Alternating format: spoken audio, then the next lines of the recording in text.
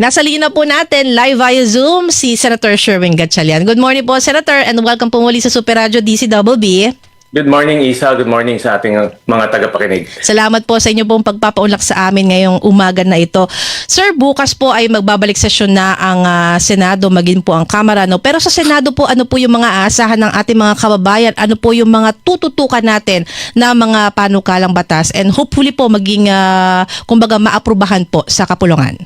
Well, last 3 years na ito ng administrasyon. So, nag-usap kami nung kinonvene yung LEDAC at may na-identify na mga 20 na priority bills. At itong mga priority bills ay bibigyan ng, of course, pansin at susubukan matapos to within that next 3 years. So ito naman yung pagkasunduan between the executive and the legislative. Kaya ito yung direksyon na tatahakin ng Senado. Apo. Among dun sa 20 bills na yon, Senator Gatchalian, ano po sa palagay nyo yung dapat talaga na bigyang pansin? And including po ba dito yung sa Independent Commission para dun sa mag-iimbestiga sa mga infrastructure anomalies and of course po yung Anti-Political Dynasty Bill? Actually, meron dong isang bill na hindi masyadong napag-uusapan pero para sa akin mahalaga at nakita natin yung dahan-dahan na nakakapinsala sa buhay. Ito yung Waste to Energy Bill na nasa LEDAC ngayon. Nakita natin sa Cebu, diba? Halos 20 plus ang namatay dahil sa landfill. Yes, at po. itong landfill na ito, isa lang yung Cebu, sa marami isa.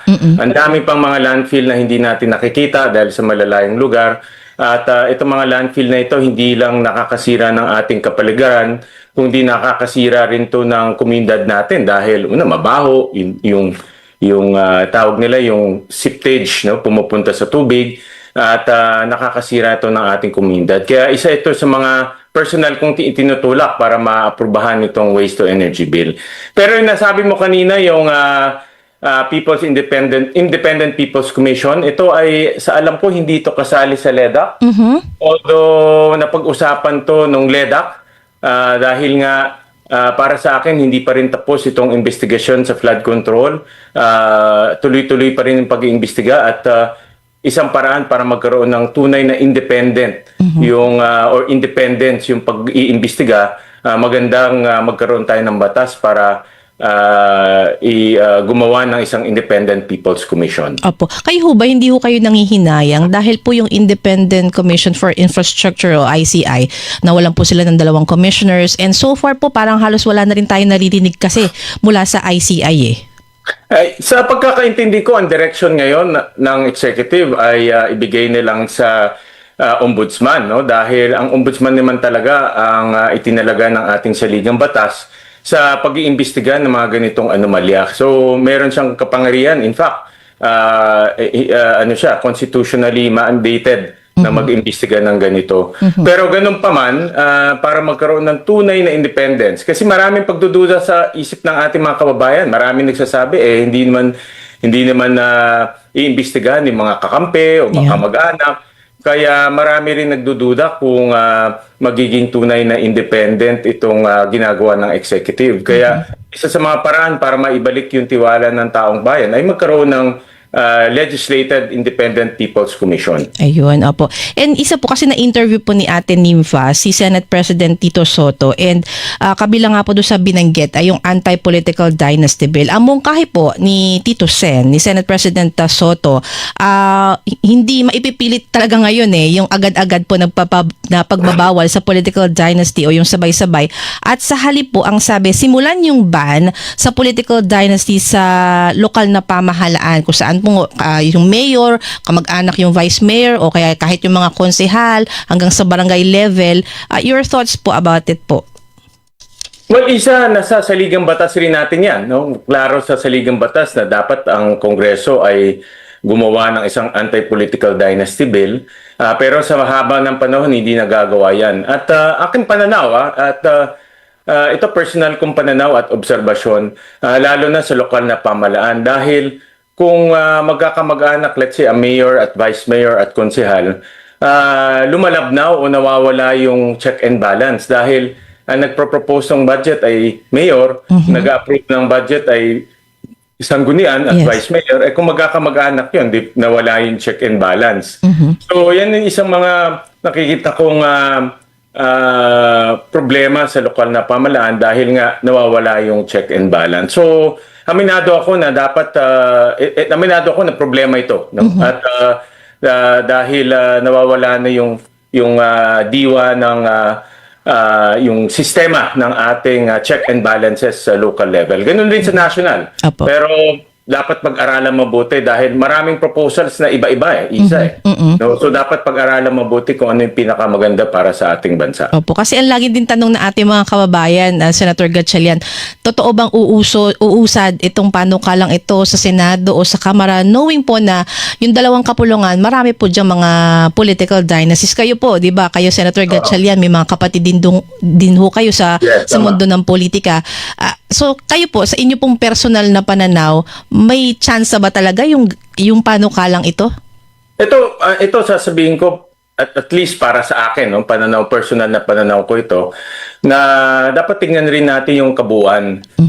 Aminado ako na meron tayong mga kapatid na nasa serbisyo publiko, pero tinitingnan ko rin yung anong mas maganda para sa ating bansa, pangkabuuan. Hindi lang yung anong maganda sa sarili ko, anong maganda sa pamilya ko. Hindi yun ang aking tinitignan ko rin yung sitwasyon ng ating bansa at kung anong maganda para sa ating bansa. Dahil yung sitwasyon namin dito sa Valenzuela, iba yung sitwasyon, let's say, sa BARM, iba yung sitwasyon sa ibang lugar. At kung hindi naman maganda yung ibang sitwasyon, dapat yun ang ating ayusin. No? So, tingin ko naman, malawak naman yung pananaw ng ating mga kasamahan dito sa Senado at marami rin ako kausap ng mga senador na meron silang mga kamag-anak pero ang pananaw nila para sa ating bansa. Kung ano yung nakakabuti, then yun ang dapat natin gawin. Opo, kasi may impression na kapag sinabing political dynasty, masama agad eh. Pero kayo po ba, ganun ho ba din yung inyong paniniwala? Masama ba o wag naman masyadong i-generalize na masama yung political dynasty? Maraming mga magkakamag-anak o dynasty na nakakabuti sa kanilang lugar.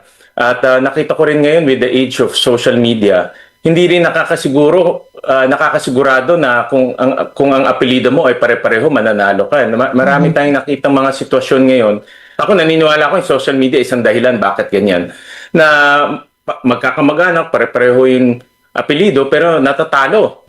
Marami tayong nakikitang ganyan. Sa itong mga nakarang eleksyon, ang dami tayong nakitang ganyan. Pero may mga sitwasyon rin na ang tao mismo gusto yung dynasty dahil maganda naman yung ginagawa. So, dapat lang natin balansehin. No? Aminado ako, meron din mga kaso na, yun na nga, lumalabnaw yung check and balance, pero may mga cases rin na gusto naman ng taong bayan dahil maganda yung kanilang pamumuno. So, dapat babalansehin lang natin yan. Apo. Bukod po sa usapin ng mga priority bills din po, no, Senator Gatchalian, ngayon po kasi ang focus din ng ating mga kababayan yung usapin naman ng impeachment. Kayo po sa Senado, handa na po ba kayo na dinggin po itong impeachment na ito? Kasi may possibility din po, Senator Gatchalian, na hindi lamang po isang impeachment yung inyong tatalakay, kundi dalawa dahil laban po kay Pangulong Ferdinand Marcos Jr. at kay Vice President Sara Duterte. Isa ang impeachment is largely a political exercise kaya nakakahati ng ating bansa. Very divisive yan, no? At lalo na kung dalawang ulo ang ini-impeach, lalo magiging divisive, no? Kaya dapat talagang pag-isipan mabuti ng mababang kapulungan dahil nag-uumpisa dyan ang impeachment at tignan mabuti yung ebidensya dahil kung pang politika lang talaga masisira tayo. At sa sitwasyon ngayon na meron ng flood control issue, nag-iimbestiga pa, may mga malalaking pangalan na babanggit. Kaya kung ikaw man ay namumuhunan dito, kakabahan ka dahil ang daming nangyayari sa politika At maraming nangyayari sa politika, hindi mo rin masabi baka mayroong umabuso niyan o mayroong mga pwedeng manggulo. At yan ang ayaw naman natin. Ang gusto natin, ang gusto ng mga negosyante at saka investors, stability. Opo. So, pero having said that, tungkulin yan ng Kongreso at Senado kung talagang dadating sa puntong ganyan, yan ay nakasaad sa ating saligang batas at susunod tayo sa proseso. Opo.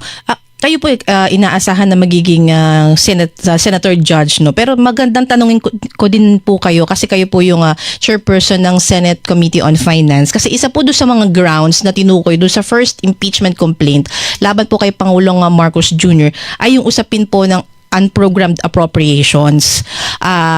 Sinasabi na naging labag daw po ito sa batas, yung hindi pag-veto din ni Pangulong Marcos dun sa UAs. Kayo po, ano pong posisyon nyo dito? Isa, tinignan ko yung history ng UA. 30 years ng unprogrammed appropriations na ginagawa. Taon-taon to. Time pa ng ni President Cory Aquino until now, taon-taon ginagawa to. At wala pang Supreme Court ruling na nagsasabi na illegal to. Wala pang batas na nagsasabi na illegal to. Kaya ilang presidente na ang dumating, ginagawa nila yan. Ang hindi maganda yung pag-aabuso. At aminado rin ako itong 2023, 24, 25 na abuso yung unprogrammed appropriations dahil nga doon sa sagip na lump sum amounts. No? So, yung unprogrammed appropriations, pag ginamit ng mabuti, walang problema. Kaya taon-taon linalagay. Wala naman na mauunang panahon, walang umaalma dahil maayos. Ngayon lang naman umalma at ngayon lang sinasabing potentially unconstitutional dahil nga may mga pang-aabuso na nangyari. Opo. Bukod po doon sa issue ng UA, Senator Gatchalian, kung nabasa nyo na po yung sa impeachment complaints laban sa presidente, may mga nababanggit po kasi iba pa about sa budget like yung sa allocables o kaya doon sa kickback scheme daw po. Meron ho ba kayo nakikitang mabigat na grounds talaga or mabigat na batayan laban po sa presidente? Ako kasi ang pananaw ko dyan ay dahil without going into the details, no, kasi magiging senator judge tayo, mayroong mga alter egos ang presidente. Diba? Nag-a-appoint siya ng secretary at itong secretary ang may nagpapatakbo at may control ng buong ahensya. Kaya nga sinasabi ko si Secretary Bonoan, hindi pwede siya maang-maangan dahil siya yung may control, siya nagpapatakbo ng ahensya. No, at dapat alam mo yan from A to Z. Alam mo ginagawa ng pinakamababang kawani ng ahensya mo para mapigilan ng mga ganitong korupsyon. Kaya sa akin pananaw, isa sa pinakamabigat ang responsibilidad dyan ay yung kalihim or yung secretary. Ayun, opo. And siguro last na lang po din sa impeachment nun. Sabi nyo nga parang magdudulot ng pagkakahati-hati ito nga impeachment na to. Hindi lamang po sa presidente kundi sa vice-presidente. Sa palagay niyo ba dapat maghinay-hinay na lamang ang Kamara pagdating po dito sa usapin ng impeachment o yung iba pang mga may balak na mag-file ng impeachment knowing po na ang dami pang mga dapat na atupagin or tutukan? Ako, una mahigpit na ngayon, no? Dahil sa Supreme Court ruling, napakahigpit na ang proseso sa mababang kapulungan. Para kang dadaan sa butas ng karayom. Kaya kung hindi naman yung mga nagfa-file o nagtatangka mag-file, kung ito ay pang-politika, wag na nilang gawin yon, no? Dahil hindi ako nakikita ko talagang nasa napaka-sensitibong kalagayan ng ating bansa. Pag sinabi kong ating bansa, tayong lahat yan. Apo. Makita naman natin yung economic growth natin last year, bumagal. This year, hindi natin tatamaan yung 5.5 minimum target natin. Marami na nagsasabi niyan dahil nga dito sa mga nangyayari. So kung pang-politika lang, wag na lang gawin dahil nakaka-apekto to sa paglago ng ating ekonomiya. And isa pa po pala, no, Senator Gatchalian, kasi na-mention po ni former Congressman Mike Defensor na dun sa kanilang impeachment complaint, willing daw po na tumestigo si former Congressman Zaldico. Sa Senate Blue Ribbon Committee nga po, hindi po siya nagpapakita, di ba? Hindi siya umaattend sa hearing sa impeachment pa ho. Kaya yung reaction niyo po? Para sa akin, walang kredibilidad si Zaldico. Kung talagang gusto niyong tumulong, dapat matagal na siyang umuwi dito. No? Puro laway na lang yung kanyang ginagawa. No? Puro laway lang ang kanyang ibinibigay. Para sa akin, walang kredibilidad. Dahil nga, nasa abroad siya, pero salita ng salita. No? So, hindi ko dapat bigyan ng malaking pansin yan dahil wala naman siya dito. Opo. Kayo po bilang member po ng Senate Blue Ribbon Committee, meron ho ba kayong info kung kailan ulit magre-resume yung pong inyong investigation? And ano po yung sa palagay niyo na dapat matalakay pa sa susunod na pagdinig po? Well, isa nag-issue ng show cause order kay Zaldico at kay Gutesa, at itong si Gutesa, 'di ba, isa sa pinaka-controversial na witness.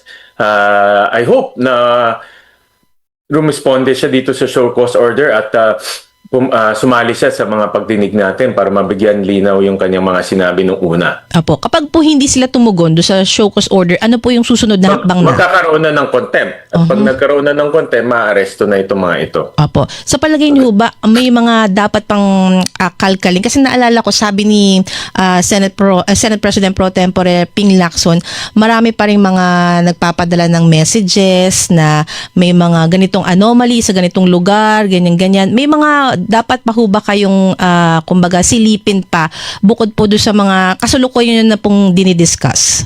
Meron ako meron ako mga pinag-aaralan pa. For example nga, itong sagip, no, sa program, at pinag-aaralan namin mabuti kung ano yung naging takbo nito. Hindi ko muna i-disclose yung detalye, but ito yung mga anggulo na hindi pa masyado nabibigyan namin. Napag-usapan pang kobuan pero hindi pa nabibigyan ng detalye. Opo. So, at alam ko rin may mga iba pang mga mga lumilitaw na gusto mag-testify, at yun naman ay pinag-aaralan ng komite. Tsaka isa pa pala, Senator Gatchalian, kasi hindi pa tapos yung investigation ng Senate Blue Ribbon Committee, pero may inilabas na po na so-called minority report yung minority group po sa Senado. May previous na rin pong statement dito si Senator Lacson, and sabi po niya nga walang silbi, wala sa hulog, yun yung kanyang term wala sa hulog at pambabastos sa Senate Blue Ribbon Committee yung pong minority report na yun. Kayo po, ano pong inyong reaction dito? Karapatan naman ng mga senador, kung minority ka or individual ka lang, na hindi sumang-ayon sa committee report. Nangyari na yan sa akin, 'di ba, nung Pogo. Naglabas ako ng committee report, may mga hindi pumirma, may mga ayaw pumirma, pero bandang huli pumirma rin. Ganyan naman Pero ang maganda dito, dapat may committee report na, kasi hindi pa tapos isa. Apo. So kung hindi ka man sumasang-ayon, antay mo muna yung committee report o makisali ka doon sa hearing, dahil para sa akin, yung base sa aking obserbasyon, naging fair at maayos yung patakbo ng Blue Ribbon na investigations. At open naman si Senator Lacson kung mayroon mga gustong maimbitahan o may ebidensya. Sa pag-uusap naman namin, very open siya na imbitahan. Wala naman ako nakikitang hindi maayos. No? Okay. So, may mga ibang kasamahan natin, kung meron silang mga gustong i-recommend na testigo, open naman ang committee para tanggapin yung mga recommendations na yun. Magandang umaga. Opo. Binasa niyo po ba yung minority report at may maitutulong ba ito sa magiging committee report ninyo? Wala, hindi ko binabasa. Alam mo, Rafi, respect begets respect. Paano ko re-respetuhin ang isang dokumento na nagsisimbolize ng disrespect toward the committee at saka sa entire Senate as an institution? Kasi wala sa rules namin Yung nga, paki-elaborate nga po, bakit po itong pababastos on your end? Bakit nila i-preempt? Ang tamang procedure, mag-route ng committee report, isa lang ang Blue Ribbon Committee na may 70 members, hindi 9. Plus 3 ex officio, so bali 20. So ang signatures na kailangan dyan, at least 11, para ito ma-report out sa floor. Pag nasa floor, i-report out ko, magkakanong interpellation, at pagkatapos papasok yung period of amendment, at doon sila mag-amend kung anong gusto lang input o isama doon sa final committee report na i-adapt sa plenaryo. Matagal na silang mga legislators, maski sa House, ganyan din naman ang procedure na sinusunod. Bakit hindi nila sundin? Bakit kaya lang pangunahan nila yung nag-iisang Blue Ribbon Committee? Ulitin ko, isa lang ang Blue Ribbon Committee sa Senado, at ito'y mayroong 17 membro, hindi siyam. So yon, pinangunahan po yung hindi pa inilalabas na committee report. Pero tama po ba na pwede rin sila mag-submit ng dissenting committee report? Wala rin sa rules yun, pero pwede lang gawin yon para ma-incorporate. Pero dapat i-take up yun sa plenaryo. Sa tamang panahon, at the proper time, they can always introduce amendments. Kung gusto nila i-amend na gusto nila sabihin nila isangkot, pagdidebatehan namin yun. Kung tatanggapin yun ng mayorya, kasi pagbobotohan niya, each and every individual amendment, pinagbobotohan sa plenary. At kung manalo yung kanilang inintroduce na amendment, magiging part yun ng committee report, yung final. May balak po ba kayong kausapin pa si Senator Amy Marcos o Senator Marcoleta patungkol po dito? Wala, hindi lang ako kinakausap Media kinakausap nila, ba't ko naman sila kakausapin? Lumalabas po kasi pareho lang kayo halos na pinagbabasehan Kaya lang magkaiba o at least doon sa punto nila, meron na silang pinapatunguhan pero sa inyo, hinihintay pa nga kung ano yung magiging resulta ng inyong ilalabas na report. Merong proper time for that. Mag-introduce sila ng amendment after na makipagdebate sila sa plenaryo. Hindi yung ganito pamamaraan ang ginagawa nila. Opo. Wala sa lugar, wala sa hulog. Doon po sa muling pagbubukas ng Senate Blue Ribbon Committee ay may nabanggit ho kayo shut the F up. Sino po yung pinatutungkulan nyo rito? Yung mga nagkikriticize ng wala sa lugar, yung wala sa katwiran. Okay lang naman mag-criticize, pero ilagay sa ayos. Yung constructive, hindi yung para manira lamang. Yun ang pinatutungkulan ko. Walang particular na person. Kung if they feel alluded to, then so be it. Nabanggit niyo po hindi niya nabasa yung may committee report na or yung report na nilabas nila pero dito po may pinapatungkulan sila na si Congressman Martin Romualdez daw po yung may pananagutan doon sa flood control scandal. Ano pong tugon niyo rito? Mako-consider ng sa committee report yung testimonya ni Gutesa dahil iyon ay sinumpaan niya naman sa harap ng Blue Ribbon Committee. Hindi ko alam kung ano pa yung magiging evidentiary value noon kasi hindi naman siya humarap sa DOJ at saka sa Ombudsman. But as far as the committee, okay yun. Kasi sinumpaan niya sa harap ng committee. So, isasama yun. Kaya lang, siyempre, sasabihin din natin na walang backup na ebidensya, dokumentaryo man o testimonya ng iba para susugan yung kanyang testimonya. Ngayon, ito naman sa usapin ng Golden Pheasant. At least meron nga yung lead. Kasi alam mo, in-identify positively nung dalawang staffers noong tenant ng dating may-ari, si Mr. Rico Ocampo. Kasi ang dating may-ari niyan, si Doris Ho, Magsaysay Ho, no? Binenta niya doon sa Golden Pheasant na ang majority stockholder, talagang majority, parang 99% yata yung nakita ko, a certain Jose Raulito Paras. Si Attorney Paras, siya nakaupo sa tatlong as board member sa at least tatlong kumpanya ni dating Speaker Romualdez na nakaugnay, hindi ko sasabing kumpanya. Pero maliwanag na ito, halos public knowledge naman, na pagmamayari ni dating Speaker. Ngayon, dokumento against dokumento ito. Nung in-identify si Diskaya, dininay niya. Pero under the Philippine jurisprudence, sa rule on evidence, mas matimbang yung positive identification kaysa sa denial. Established na yan. Established jurisprudence. So, si Diskaya can deny all he wants, pero the mere fact na positively na-identify siya ng dalawa, na siyang nagpapaalis sa kanila doon sa property na iugnay kay former speaker, says a lot. And this could, at the very least, give a lead to the fact-finding team ng Ombudsman, halimbawa, if they want to pursue. So yun ang binabanggit nyo pong link nitong si dating Speaker Romualdez at ng Golden Pheasant, yung nakaupo dun sa board. Pero ang committee po ba may effort pa para talagang patibayan pa yung link na ito or mag-imbestiga pa further para talagang mapatunayan talaga yung pag-aari nitong bahay na ito? Meron. Sa susunod na pagdinig, iimbitahin namin yung si Attorney Paras. Para kung sabihin niyang sa kanya talaga yon, yung Golden Pheasant na siyang buyer o yung vendee noong property at hindi kay Speaker Romualdez, ipaliwanag niya sa BIR kung ano ba yung financial, yung kapasidad niya, no, yung wherewithal para bumili ng ganong kalaking halagang bahay. Kasi hindi biro-biro yung halaga ng bahay. Masyadong mahal. Opo. Meron ho bang effort na imbitahan itong si Speaker Romualdez para magsalita sa inyong komite?